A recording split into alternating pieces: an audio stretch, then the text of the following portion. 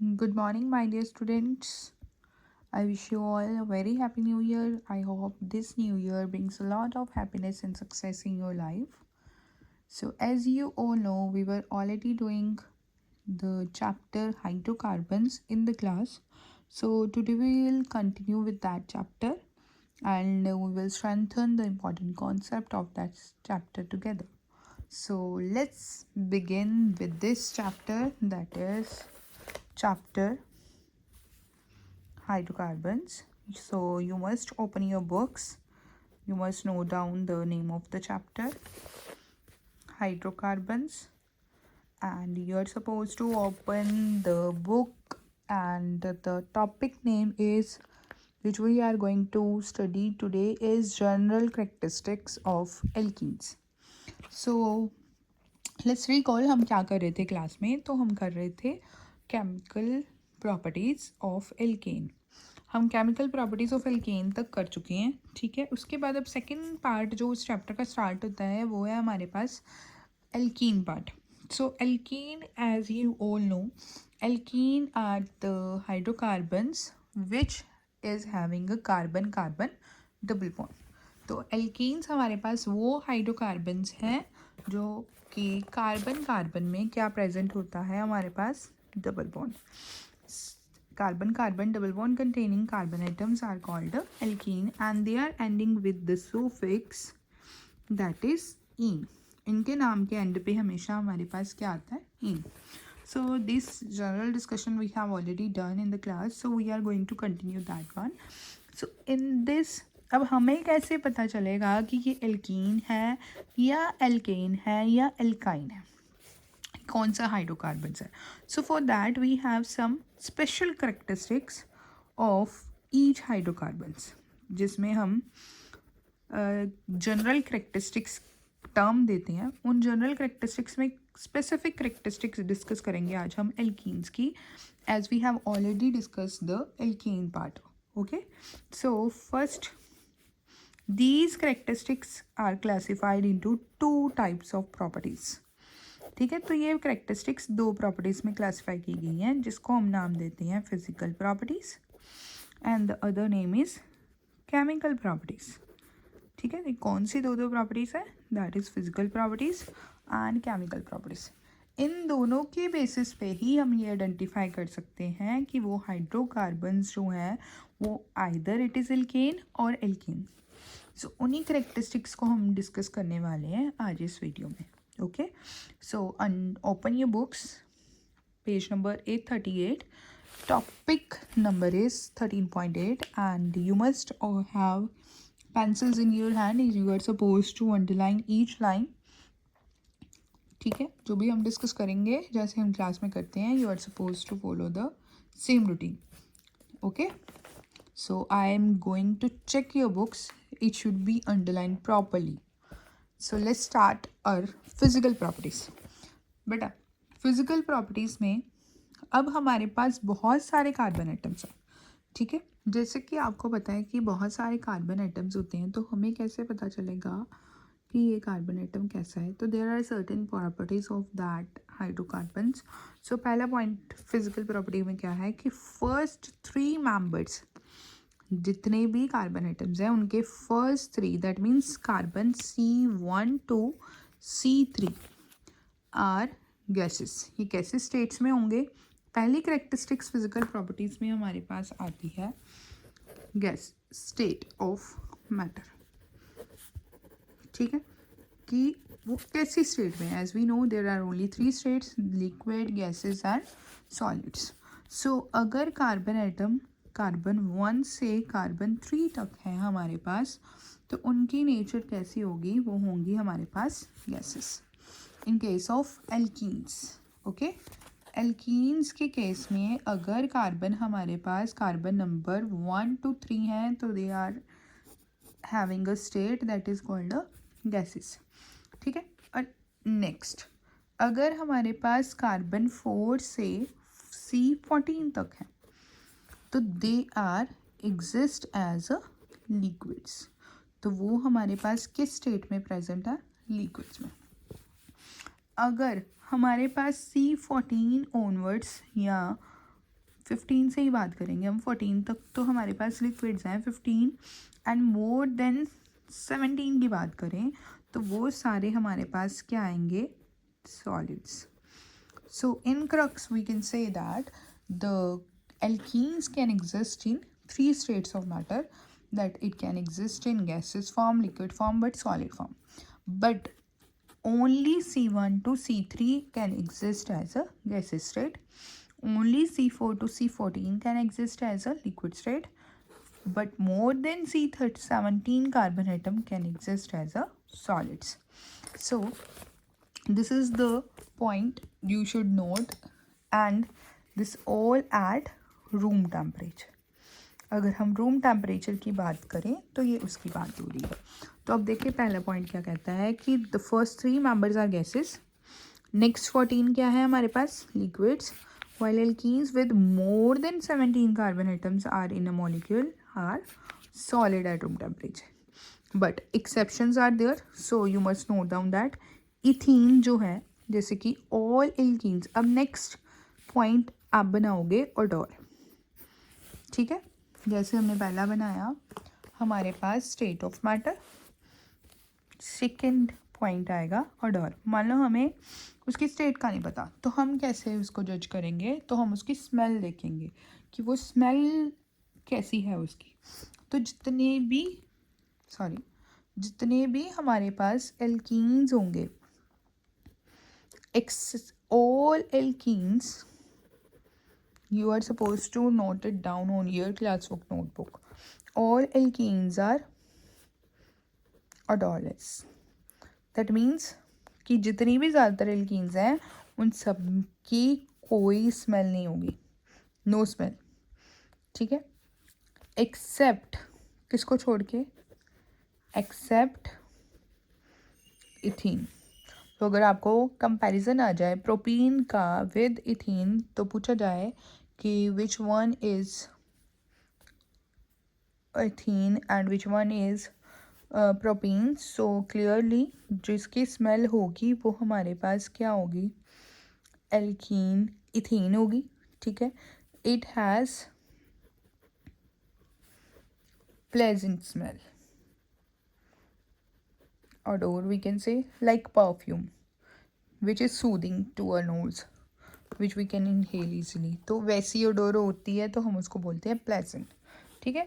तो अगर हम पहले तो स्टेट ऑफ मैटर देखते हैं, सेकेंड प्रॉपर्टी आ गई हमारे पास odor. जितनी भी सारी एल्कीन्स हैं वो सारी odorless हैं, कोई स्मेल नहीं देंगी, but except one alkene that is ethene. तो एक्सेप्शन आपको याद रखनी, this is exception. Okay, so let's move to another. Now third is color. All alkene are colorless. जितनी भी alkenes हैं वो हमारे पास क्या है, colorless. So that means कि इनका कोई भी कलर नहीं होगा, they are transparent like water. Okay, then move to fourth point, solubility. Book पे बच्चा हेडिंग्स नहीं है, तो मैं जैसे आपको हेडिंग्स यहाँ पे लिखवा रही हूँ, you are suppose to write in this manner on your class work notebooks neatly, ठीक है. आप इसको रेफर करके then you are suppose to read those points given on the book. Okay, then is solubility. As we know solubility का एक हमारे पास criteria है, हम पहले भी पढ़ चुके हैं कि एल्केन्स जो हैं वो क्या होते हैं, वो एक प्रिंसिपल फॉलो करते हैं जिसका नाम है like dissolves like. That means कि जैसे वो खुद हैं वैसे ही उनको अदर चीज़ें पसंद आती हैं, या वो कहेंगे कि जैसे उनकी खुद की नेचर है, जैसे मैं आप एग्जांपल दे रही हूँ कि जैसे हमारी सोच जिनसे मिलती है हम उन्हीं से बातचीत करते हैं, उन्हीं से ही अपना लिंक बनाते हैं, ठीक है. तो सिमिलरली जो हमारी सॉलिबिलिटी वाला फिनोमिना है, वो जो हमारे पास एल्कीन्स हैं वो भी यही फिनोमिना फॉलो करते हैं, ठीक है. जनरली जो हमारे पास एल्कीन्स होते हैं they are insoluble in water. ये किस में इनसॉल्युबल है? Insoluble in water. Because why it is so? Because water is polar molecule. Water क्या है हमारे पास? Polar molecule. ठीक है. बट जो हमारे पास एल्कीन्स है, alkenes are non polar. Like dissolves like मतलब they both should be polar, but alkenes क्या है हमारे पास? Non polar. बट वाटर क्या है? Polar solvent. ठीक है. तो पोलर सॉल्वेंट है तो नॉन पोलर डिजॉल्व नहीं होगा, बिकॉज इन दोनों की नेचर क्या होगी? अलग. सो इसलिए एल्कीन्स जो हैं वो पानी में इनसॉल्युबल होती हैं. अगर आपसे रीज़न पूछा जाए कि why alkenes are insoluble in water, because they both are having a different polarity. As we know, water is polar solvent and alkenes is non-polar, so they do not dissolve. अब question ये है कि अगर इसमें insoluble है तो soluble किस में है? बट जो alkenes हैं वो हमारे पास alkenes are soluble in organic solvents. अब ऑर्गेनिक सॉल्वेंट्स में ये एल्कीन्स क्या होते हैं? सॉल्युबल. क्यों होते हैं? Because both organic solvents are non polar and alkenes are also non polar. So वही फिनोमेना आ गया, लाइक डिजॉल्व्स लाइक. अब ये दोनों ही एक जैसे हैं तो क्या करेंगे? डिजॉल्व हो जाएंगे. ठीक है. Soluble in organic solvents as it is non polar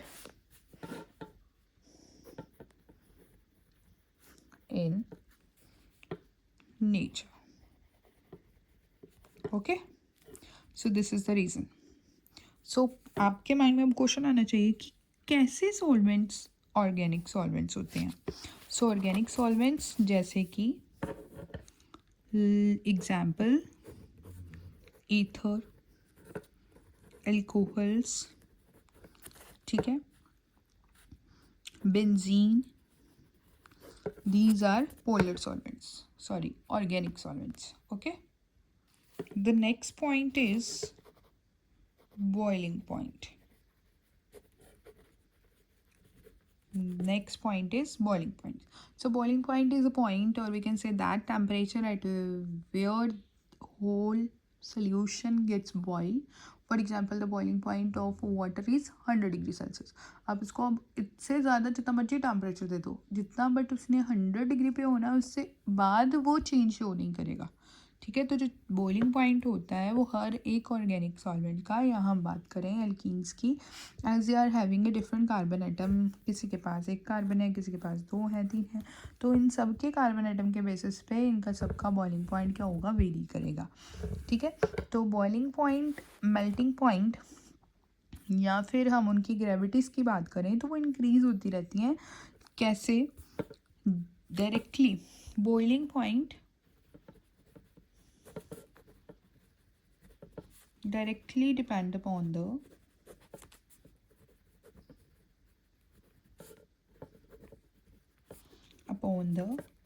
molecular mass.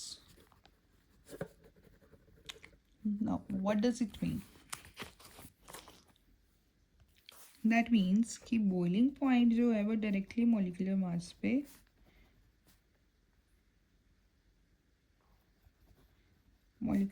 पे डिपेंड करेगा. जितना ज़्यादा बॉइलिंग मोलिकुलर मास उतना ज़्यादा बॉइलिंग पॉइंट, जितना कम मोलिकुलर मास उतना कम बॉइलिंग पॉइंट. ठीक है. अब मोलिकुलर मास कहाँ से पता चलता?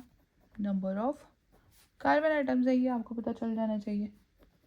ठीक है. जितने ज़्यादा नंबर ऑफ कार्बन आइटम होंगे उतना ज़्यादा मोलिकुलर मास हो गया, और उतना ही ज़्यादा क्या होगा? Boiling point.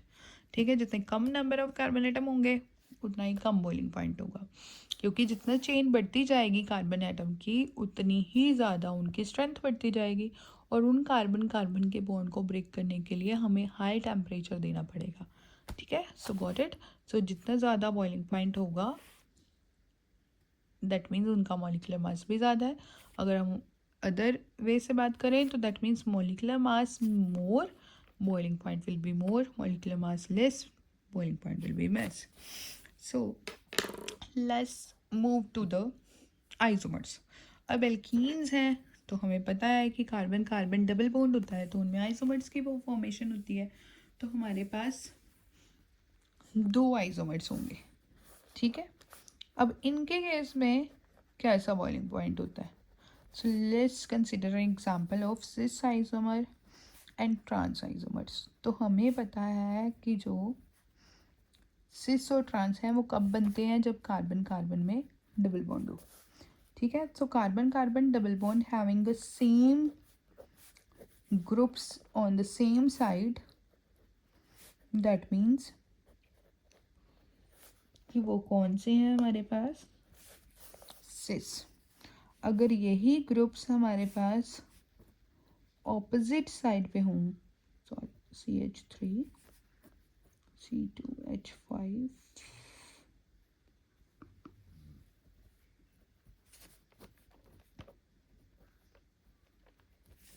ठीक है. So I am giving you example. ठीक है. तो हमारे पास हैं ये 2 आइसोमर्स. अब सिस आइसोमर्स में से trans isomers, in case of alkene की बात हो रही है, बॉइलिंग पॉइंट किसका हायर होगा? तो हमेशा जो है cis isomer will have a higher boiling point. ठीक है. इसका बॉइलिंग पॉइंट ज़्यादा होगा. क्यों? Due to high polarity, polarity ज़्यादा होने के कारण. एंड इसका क्या होगा? Lower boiling point due to less polarity. और one more thing we can say, ये क्या है हमारे पास? स्टेबल. ठीक है. और ये क्या है?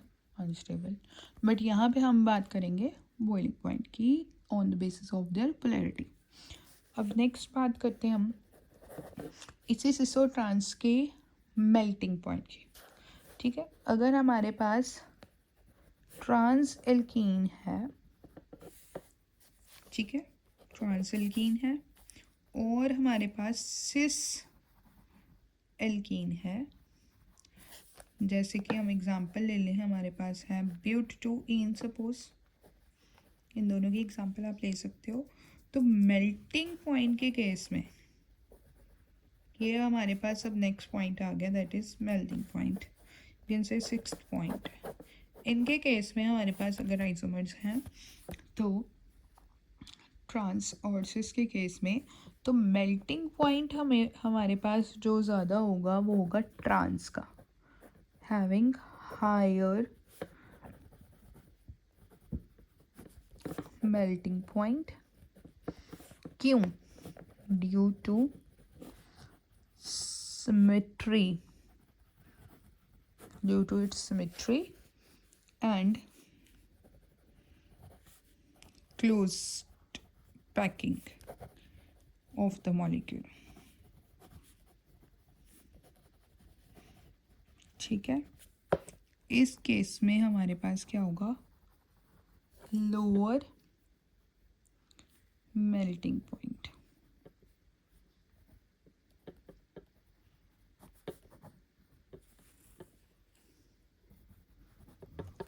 Got it? ठीक है. Let's move to the book now. ये आपको प्रॉपर नोट्स अच्छे से बुक को भी रेफर करते हुए अपनी क्लास बुक नोटबुक पे बनाना है. ओके. सो फर्स्ट पॉइंट और सेकंड पॉइंट हम डिस्कस कर चुके हैं कि एक्सेप्ट इथीन जितनी भी एल्कीन्स हैं वो क्या होंगी हमारे पास? ऑर्डरलेस, और उनकी क्या होगी? Present smell. एल्केन्स, जैसे कि एल्केन्स और एल्कीन्स भी क्या है? Insoluble in water. क्यों है? क्योंकि वाटर क्या है? पोलर. बट हमारे पास ये किस में सॉल्युबल होंगी? ऑर्गेनिक सॉल्वेंट्स में. ठीक है. देन आता है नेक्स्ट पॉइंट की बॉइलिंग पॉइंट, मेल्टिंग पॉइंट और या फिर उनकी ग्रेविटीज़ वो बढ़ती हैं जैसे जैसे मॉलिक्यूलर मास बढ़ता है. ठीक है.